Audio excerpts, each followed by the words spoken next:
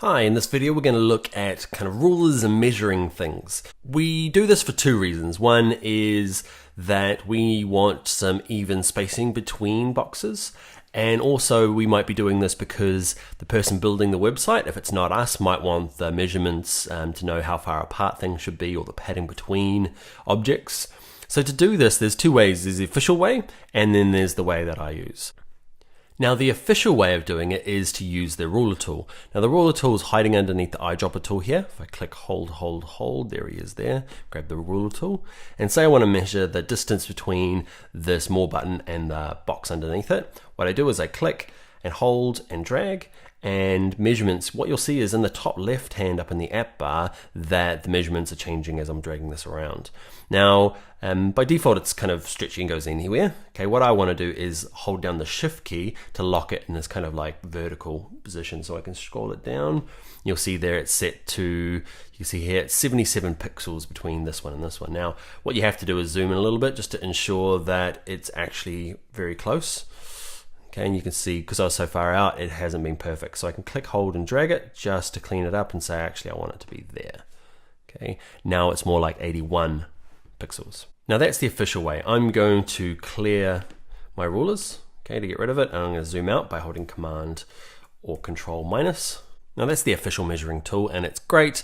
What is better though is to use the rectangle tool. The rectangle tool here has a big benefit in the fact that it snaps to the edges of things on the page, whereas we had to do some adjustments with the ruler tool afterwards to make sure it was all measured right. So watch this. I'm going to measure the distance between here and here. I'm going to click, hold and drag, and see all these like pink lines that are appearing everywhere. That's because it's trying to line up with lots of different things on the pages. Mine's quite a complex page, so there's lots of things it's trying to line up with, but it's pretty good at just snapping. Watch this. If I just drag it down here, it's pretty good. It got out 81 pixels. Okay, I'm going to zoom in and double check. That's bang on. It is. Perfect. Now the rectangle tool is really good for spacing out objects as well. So I'm going to delete this layer down here. I'm going to zoom out a bit and move down, holding my spacebar, click and drag down, and I'm going to zoom in here to my little portfolio list. Now I've got some even spacing between these two objects. I'm using our column widths. So watch this, view, show, and I'm going to turn on our guides. You can see there I've used the spacing between these columns.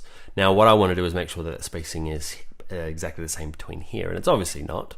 So to make it perfect, what I can do is using my rectangle tool, I can click, hold and drag a rectangle between these two, and you'll notice that you see it snapped to the edges, perfect. But you notice that I want it to be perfectly square. So I'm going to undo that by going to edit, step backwards. And what I'm going to do is I'm going to hold down the shift key while I'm drawing my rectangle. If I hold the shift key, it'll lock the constraints. You can see it's 30 pixels by 30 pixels now. Now if I use my move tool, click, hold and drag them down, and I'm going to use them like a spacer. I'm going to snap them to the bottom of that. There he is there. Now I'm going to move this image up. Now sometimes it doesn't snap, okay, so in this case it's not.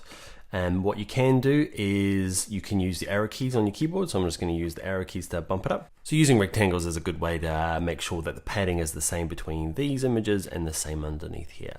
The only trouble with them is that they are physical, okay, which means this thing here is going to print, okay, or go out on your mock-up. So to just make sure when you are finished with it that you select it in your layers panel and you delete it. All right, and that's how you measure up things in Photoshop.